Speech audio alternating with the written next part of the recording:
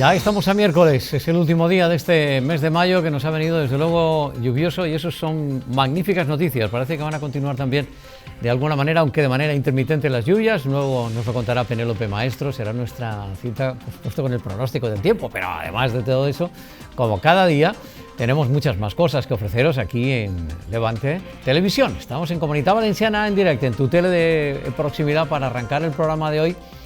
Hablando de tecnología y adolescentes, tenemos desde luego a un par de clics del teléfono móvil, ¿verdad? O del ordenador, acceso ilimitado. Yo doy aquí un par de clics, puedo tener aquí en el teléfono móvil una cantidad de pornografía, en fin, absolutamente apabullante, ¿no? Los adultos, pues claro, nos hacemos responsables de consumir o no porno y de cómo lo hacemos, pero ¿y los adolescentes?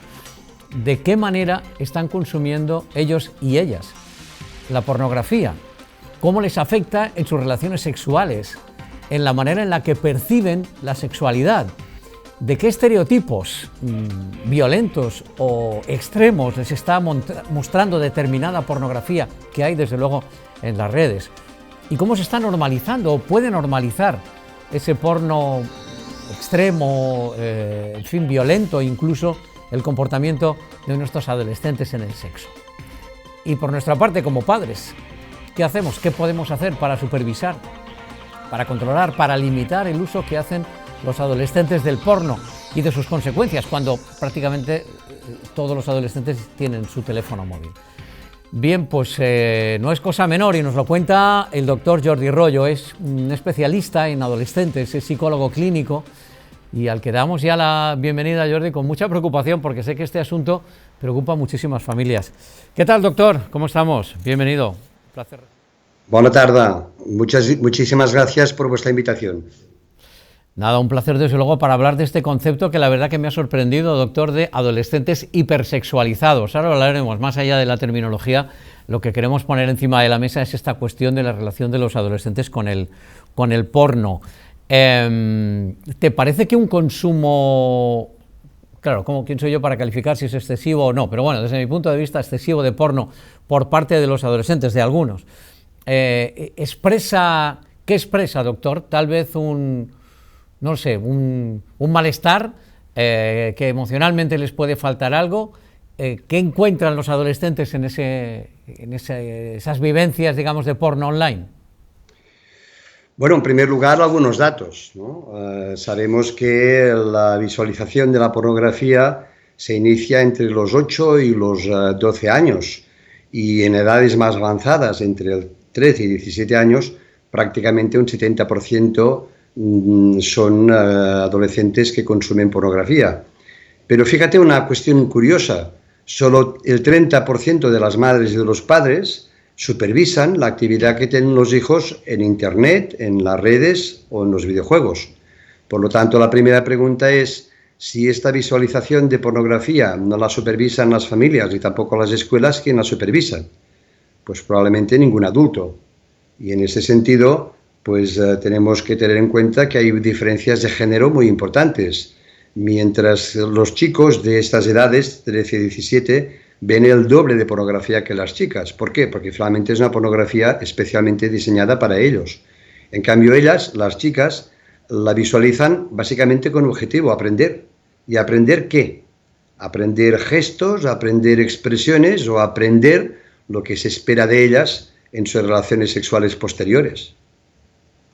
Claro, pero si aprenden por imitación, aunque desde luego estamos viendo, y por supuesto sabemos que en las relaciones adolescentes estamos hablando de roles, digamos, masculinos y femeninos, y en este sentido también en los adolescentes las relaciones que tienen también intergénero sin mayor problema. Bueno, en todo caso, ¿no?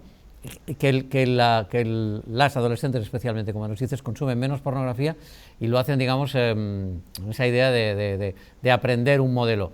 Pero ¿qué modelo se aprende? Porque los estereotipos, a ver, hay pornografía de diversos tipos y la hay desde tremendamente violenta y extrema, digamos una pornografía, digamos, bueno, más o menos, en fin, más o menos relaciones sexuales con más o menos pasión, pero que hay de todo. Claro, si los modelos que ven son estos modelos más extremos, en los que en algunas ocasiones se golpea a las mujeres o son sometidas o tienen sexo con varios hombres, en fin, claro, en Internet, en el porno podemos encontrar de todo.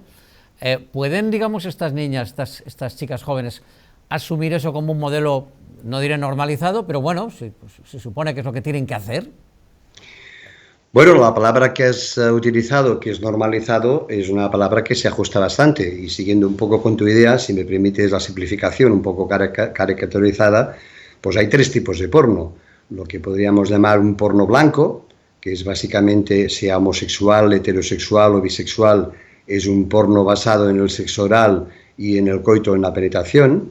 Hay un segundo nivel de porno, que es lo que llamamos el porno de exigencia, que este es el mundo del dolor, y por lo tanto es un mundo sadomasoquista, y es este mundo donde se simulan violaciones y donde se simulan pues simulaciones en grupo, estas pandillas y todo esto, y vemos que tiene sus consecuencias, ¿no? Hace mucho tiempo hemos visto como en Badalona, concretamente, en un entramado de tiendas, pues una chica fue violada de 11 años por 6 chicos, de los cuales 4 eran inimputables porque tenían menos de 14 años.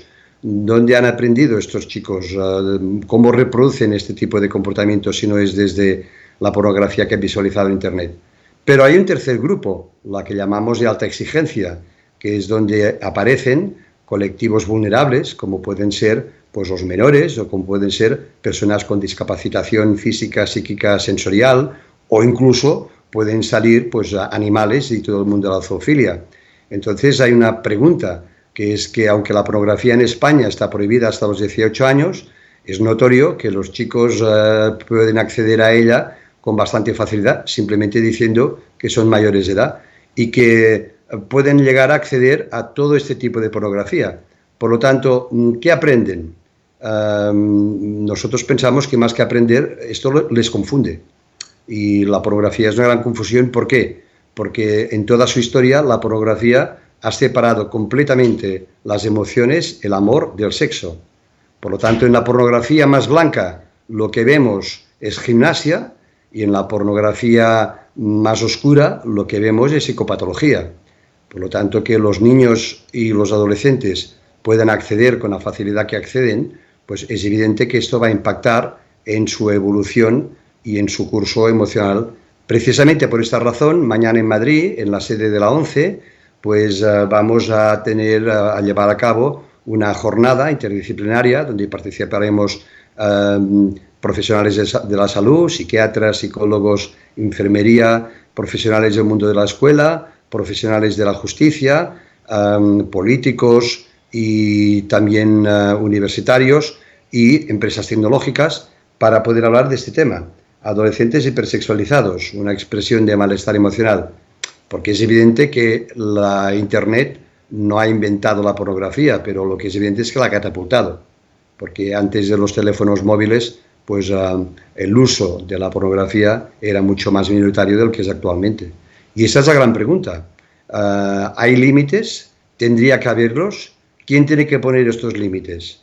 ¿Es imposible pensar que los menores no puedan acceder a la pornografía? ¿Esta es una idea políticamente incorrecta? Pues estas son cuestiones que mañana vamos a debatir, como os decía, de esta forma muy interdisciplinaria y evidentemente, si me permitís mi humilde opinión, pues ya me mojo. Yo estoy convencido que tendríamos que conseguir que la pornografía no fuera accesible, al menos hasta los 18 años. Y a partir de los 18 años hay todo un tipo de pornografía que lo que expresa, más que libertad, es enfermedad mental. Y por lo tanto, ¿hasta qué punto no debería ser también regulada o finiquitada de las redes? ¿Esto es imposible? Se puede hacer y se puede cambiar lo que se quiera cambiar. Déjame ponerte un ejemplo. Hoy es el Día Mundial de sin tabaco. Bueno, hemos reducido enormemente de pasar en los años 80 que se consumía un 80% de la población consumía tabaco, a la actualidad que consume un 30%. ¿Esto cómo se ha conseguido? ¿Por un cambio cultural? No, por una ley. Por una ley que a partir de 1 de enero anuló, limitó, imposibilitó el consumo del tabaco en bares, restaurantes, trenes, aviones y por extensión ha ido haciendo un efecto de cambio cultural en relación al tabaco.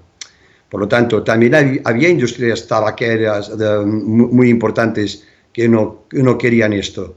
Pues se hizo frente a estas presiones, como creo que se debería hacer frente a las potentes industrias tecnológicas en estos momentos, que precisamente no se apuntan a la salud mental, sino a la patología. Firmo al pie. Doctor, muy interesante desde luego la jornada, porque además se aborda desde puntos de vista diferentes, porque obviamente es un problema, como todos los problemas humanos, ¿no?, que son complejos y abordables desde distintas, en fin, disciplinas, ¿no? Y ahora abundaría, si te parece, Jordi, en la responsabilidad de las tecnológicas y de qué manera las tecnológicas pueden ayudar en no ser parte del problema, sino ser todo lo contrario, parte de la solución, precisamente poniendo mecanismos que es más que probable que ya estén inventados para que, en efecto, no sea simplemente, es usted mayor de edad, darle al clic del sí y claro, tenga o no se tenga la edad, el usuario pueda acceder y, en efecto, a incluso baremar, como estás aportando muy bien, los distintos tipos de porno. Pues oiga, no es lo mismo ver una pareja, oiga, pues, permíteme la reducción, pues pegando un polvo saludable, oiga, una pareja joven, pues oiga, pues mire, pues vale, pues de acuerdo, incluso con algún besito, oiga, pues muy bien. A estos pornos que efectivamente son comportamientos disruptivos, desadaptativos, cuando no patológicos, como está explicando el doctor Jordi Royo de manera bien clara. ¿Puede entonces el porno, digamos, los expertos avalaríais que el porno, digamos, no sé cómo calificarlo, más extremo, ¿vale?, fomentaría estereotipos de género, estereotipos de sexualidad, por ejemplo, sexo en manada, violaciones, como usted está explicando bien? De alguna manera esa imitación genera que los adolescentes tengan el camino para poder decir, bueno, pues una práctica, yo lo vi en internet, ¿por qué no lo voy a hacer, no? Es que normalizamos cosas que no son normales, porque lo que ahora tú comentabas, una violación en manada, que desgraciadamente hemos tenido la ocasión de ver que esto ha pasado no solo en Cataluña, sino en todas las partes de España. ¿De dónde sale esta realidad? Pues probablemente de la influencia y el condicionamiento de normalizar este tipo de prácticas desde Internet. Pero fíjate, cuando tú decías cómo les puede afectar el tema a los adolescentes, nosotros desde Amalgama 7 hemos abierto más de 7.500 historias clínicas en estos últimos 25 años para adolescentes y jóvenes. Y entonces fíjate que hay un tema muy interesante. Cuando hablamos de comportamientos de riesgo en el ámbito sexual, esencialmente hablamos de evitar embarazos no deseados y de evitar enfermedades de transmisión sexual. Vale, bien, de acuerdo. Pues casi la mitad de los adolescentes tampoco tienen un comportamiento preventivo en relación a esos comportamientos de riesgo. Pero luego hay otros comportamientos de riesgo de los cuales prácticamente no hablamos nunca. Por ejemplo, las relaciones sexuales basadas en la jerarquía del poder, o por ejemplo la cosificación de los cuerpos de las personas, ¿no? Por ejemplo, en este caso las chicas, cuando salen en películas pornográficas, no son personas, no son mujeres, son cuerpos, ¿no? O por ejemplo la violencia entre pareja, o por ejemplo todo el tema del intercambio de mensajes o de contenidos sexuales sin el consentimiento o el permiso del emisor, lo que se conoce por el sexting no consentido. Por lo tanto, todos estos también son comportamientos de riesgo, que nuestros adolescentes, en este sentido los que nosotros hemos atendido, han sido muchas veces víctimas y muchas veces también han sido agresores o muchas veces han sido ambas cosas. ¿Y por qué lo han sido? Bueno, porque no hay ningún discurso de salud emocional, ni tampoco hay ningún discurso moral o ético sobre el tema. Tú puedes enviar mensajes de contenido sexual que te mandó tu expareja en un momento determinado y hacerlo público, sin consentimiento del emisor. Esto muchas veces la persona que emite o que difunde este tipo de contenidos no tiene conciencia que esto no tan solo es incorrecto, sino que es un delito. Bien, ¿quién le ha explicado este tema a este adolescente? Porque claro, fíjate que está pasando en estos momentos la paradoja que es interesante, que es que en su conjunto, en la escuela, cuando se habla de sexo, se habla básicamente de biología, Por lo tanto, se trata de explicar que un espermatozoide fecunda un óvulo, que hay una concepción, hay una gestación, hay un parto y un posparto. Pero todo esto no es sexualidad, todo esto es biología. Por lo tanto, muchas veces la escuela dice, bueno, es que la educación sexual es tarea de las madres y de los padres y lo harán en casa. Pero las madres y los padres vemos, al menos un 70% de ellos, que no están al caso de lo que sus hijos hacen por las redes, ni por los videojuegos, ni por Internet. Pues tampoco van a ser ellos precisamente el modelo de formación emotivo-sexual para sus hijos. Por lo tanto, en el fondo, si los profesores y las madres y los padres abdicamos de hacer nuestro papel, ¿quién lo va a hacer? Pues mira, quien lo hace es Internet y quien lo hace es el aprendizaje que hacen entre iguales ellos mismos. Por lo tanto, yo, con todo respeto, una cuestión que me gustaría de poner encima de la mesa es que, fíjate, hay en estos momentos una gran sensibilidad para que, llegado el momento del parto, la madre o el padre puedan disfrutar de semanas o de meses de tiempo para estar con el recién nacido. Y eso está muy bien y es un logro. Pero a ver, que un bebé no es un aparato muy complicado, sino que una abuela o un canguro también puede funcionar muy bien. Pero no se da ningún día de permiso para cuando el chico tiene 12 años y entra en la adolescencia, que es un ser mucho más complejo. Y aquí las madres y los padres no tenemos ningún tiempo para poder acompañar este inicio de la adolescencia, que es una etapa mucho más compleja. Tanto no deja de ser paradójico, ¿no?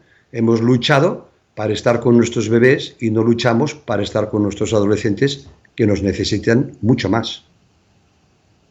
Como el porno extremo está conformando una manera de percibir la sexualidad de nuestros y nuestras adolescentes, y el problema grave, y me parece que poco explicado para lo latente que está, y la manera en la que también las empresas tecnológicas pueden ayudar en general a todos, a la sociedad, a los mismos adolescentes y a los padres y madres a regular este asunto y a significar y a calificar las maneras en las que acceden a determinado tipo de porno absolutamente desadaptativo, muy de acuerdo, doctor, cuando no patológico. Bien interesante la charla, desde luego, y desde los diferentes puntos de vista, doctor, y gracias por aportarnos un poquito de luz y poner en el foco esta cuestión que preocupa y muchísimo, la manera en la que los adolescentes se acercan a la sexualidad a través del porno y cómo podemos también acotar de alguna manera, dentro de nuestros derechos, que también los tenemos, que son de nuestros adolescentes, esa industria del porno que campa a sus anchas. Gracias por acompañarnos, Jordi, un placer. Pues muchísimas gracias y a vuestra disposición. Buena tarde.